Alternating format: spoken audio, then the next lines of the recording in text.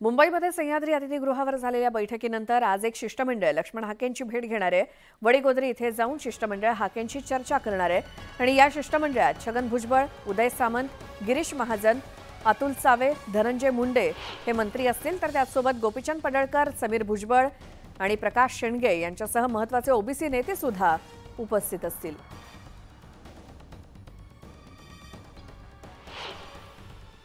काही मंत्री जे आहेत आम्ही उद्या पुण्याला पण आणि त्यांना वडीगोद्रीला जाऊन या सगळ्या गोष्टी समजावून सांगणार आणि त्यांना विनंती करणार की आमची सगळ्यांची विनंती आहे की तुम्ही आता इथे उपोषण समाप्त करावं, 2-4 दिवस आणखीन तुम्ही थोडंसं आराम करावा आणि त्यानंतर लवकरच इथे जी सर्वपक्षीय मीटिंग होणार आहे या सगळ्यांच्या संदर्भात त्याच्यामध्ये सुद्धा तुम्हाला भाग घेता येईल।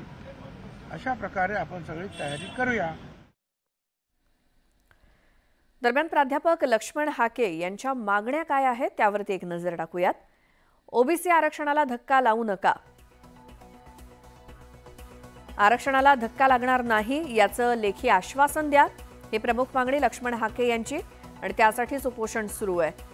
कुणबी नोंदीबाबत श्वेतपत्रिका काढा, सगळे सोयऱ्यांची व्याख्या स्पष्ट करा, अध्यादेशाबाबत सरकारची भूमिका स्पष्ट करावी, आरक्षणासाठीचा कोटा कमी करू नका, 54 लाख कुणबी नोंदी सापडल्यानंतर दिलेली प्रमाणपत्र रद्द करा, ओबीसींचे 29% आरक्षण अबाधित राहील हे सांगावं आणि ओबीसी आणि सगळे सोयऱ्यांबाबत भूमिका स्पष्ट करा, अशी मागणी आहे प्राध्यापक लक्ष्मण हाके यांची।